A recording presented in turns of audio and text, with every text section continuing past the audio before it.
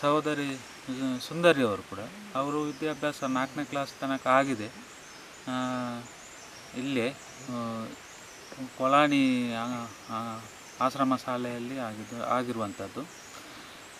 ಅವರು ಕೂಡ ಯಾವಾಗ ಒಂದು ಮನೆಯಿಂದ ಒಂದು ವಿಚಾರವನ್ನು ಹೇಳ್ತಾ ಇದ್ರ, ಯಾವುದು ಚರ್ಚೆ ಮಾಡ್ತಾ ಇದ್ರ, ಮಾತಾಡುವಾಗ ಬೇರೆಯವರಿಗೆ ತಿಳಿಸ್ತಾ ಇದ್ರ, ಅದನ್ನು ಕೇಳಿಕೊಂಡು ಇವರು ಕೂಡ ಕೇಳಿಕೊಂಡು ಅದರಲ್ಲಿ ಹುಮ್ಮಸ್ಸಿನಿಂದ ಅವರು ಕೂಡ ಪಾಲ್ಗೊಳ್ತಾ ಇದ್ದರು. ಎಲ್ಲರೂ ಪ್ರಶ್ನೆ ಮಾಡುವಾಗೆ ಆಗೋಣ ಅನ್ನುವಂಥದ್ದು ಅವರು ಮೂಲತಃ ಅವರಿಗೂ ಕೂಡ ಹೋರಾಟದ ಒಂದು ಮನೋಭಾವನೆ ಇತ್ತು. ಹಾಗಾಗಿ ಅವ್ರ ಮೇಲೆ ಕೂಡ ಈ ಥರ ಕಿರುಕುಳ ಅನ್ನುವಂಥದ್ದು ಕೂಡ ಬಂತು, ಅವ್ರ ಮೇಲೆ ಕೂಡ ಬಂತು ಮತ್ತು ಕೆಲವು ಕೇಸ್ ಕೂಡ ಅವರ ಮೇಲೆ ಆಗಿದೆ.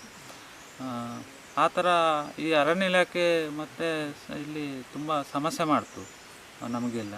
ಅಂದರೆ ನೋಟಿಸ್ ಕೊಡುವಂಥದ್ದು ಮತ್ತು ಇಲ್ಲಿ ಒಕ್ಕಲೆ ಹೇಳಬೇಕು ಅನ್ನುವಂಥದ್ದು ಮತ್ತು ಯಾವುದೇ ಕಾಗದ ಪತ್ರ ತಗೊಂಡು ಹೋಗುವಾಗಿಲ್ಲ ಮತ್ತು ಕಾಗದ ಪತ್ರ ಮಾಡದಾಗಿ ಎಲ್ಲ ತಡೀತಾ ಇದ್ದರು.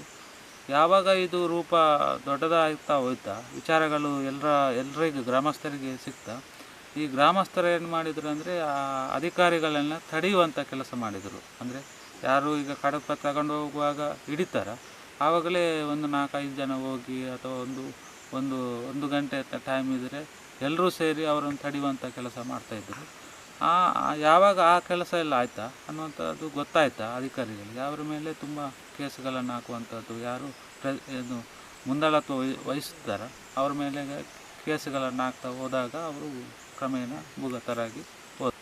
ಈಗ ಸುಂದರಿಯವರು ಸುಮಾರು 10-17 ವರ್ಷದ ನಂತರ ಅವರು ನಮಗೆ ಈಗ ಬರ್ತಾರೆ, ಈ ಗ್ರಾಮಕ್ಕೆ ಬರ್ತಾರೆ. ಅಂದರೆ ಸರ್ಕಾರದ ಮಟ್ಟದಲ್ಲಿ ಶರಣಾಗತಿ ಎಲ್ಲ ಆಗಿದೆ, ಮೊನ್ನೆ ಕಾರ್ಯಕ್ರಮ ಎಲ್ಲ ಆಗಿದೆ. ಇವಾಗ ಬೇರೆ ಏನು ಪ್ರೊಸೀಜರ್ ಆ ಥರ ಸರ್ಕಾರ ಮಟ್ಟದಲ್ಲಿ ಆಗುವಂಥದ್ದು ಮತ್ತು ಆನಂತರ ಅವರು ಈ ಗ್ರಾಮಕ್ಕೆ ಬರುವಂಥದ್ದು ಈಗ ಸ್ಪಷ್ಟವಾಗಿ ಇದೆ. ಹಾಗಾಗಿ ಮುಂದಕ್ಕೆ ಅವರು ಬಂದಾಗ ಅವರು ಮೊದಲು ಯಾವ ಥರ ಇಲ್ಲಿ ಹೋರಾಟ ಮಾಡ್ತಾಯಿದ್ರು, ಧ್ವನಿ ಎತ್ತಾಯಿದ್ರು, ಅವರಿಗೆ ನಾವು ತುಂಬ ಗ್ರಾಮ ಮಟ್ಟದಲ್ಲಿ ಅವರಿಗೆ ಸ್ವಾಗತವನ್ನು ಕೊಡ್ತೀವಿ. ಯಾಕಂದರೆ ನಮ್ಮ ಮಡಿಲಿಗೆ ಹೋದವರು ಹೋರಾಟದ ಬಗ್ಗೆನೇ ಅವರು ಹೊರಗಡೆ ಹೋಗಿದ್ದು.